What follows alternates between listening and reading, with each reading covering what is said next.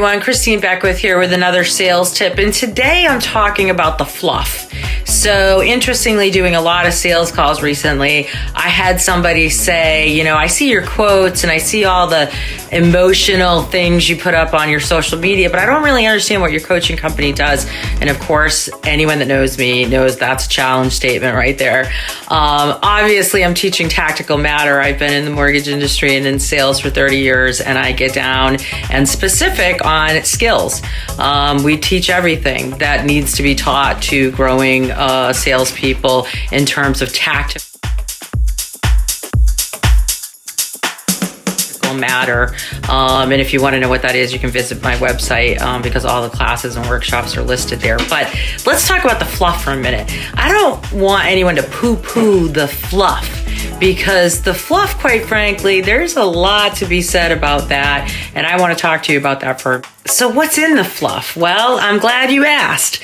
I wrote my philosophy about 12 years ago, and it took a long time to write it. If anyone's ever asked you to define yourself in a paragraph, I promise you it is terribly difficult to do. But my philosophy is to create emotional awakening or connection through education. And so, I shake my pom-poms and I write quotes and I write content that I hope emotionally connects with my reader, because I believe that's what makes people's attention span increase. I think it's what makes us alert. And I think it's what makes us absorb learning better and actually take the tactical training when we're in a classroom and apply it better, because we understand the emotional reasons behind doing it or the motivation behind doing it. Having said this, I want to say now that I want to share a story with you. My mom had a brain aneurysm in '07, and I won't go into all the details, but it was a very long process, and she was in a coma for 60 days, and she had 5 surgeries during that 60 days on her brain.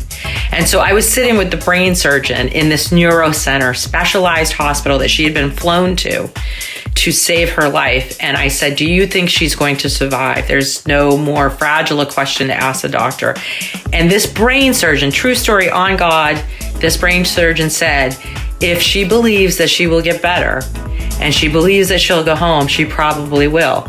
And I said, wait a minute, you're a brain surgeon telling me that if she believes it, that sounds kind of hokey. And he said, listen, we have scientific understanding of how the brain operates, but we also know that the power of the engine is driven by the thought process and a lot of the unknown. And we all know we're the unknown.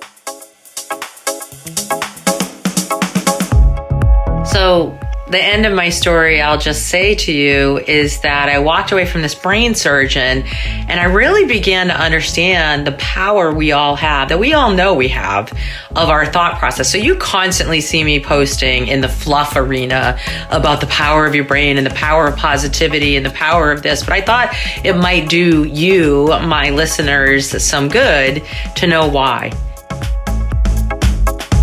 I believe that. I believe that with all of my heart, because my mother would wake from a 54-day coma and she would survive. And she believed that she would survive from the day that she woke up. So your brain is a powerful thing and your thought process is a powerful thing. So while I'm a big advocate of the fluff, I'm also a good teacher of the skills. And so I think when you combine the skills with the fluff, you get a winning recipe. And that's my message for today. Thanks.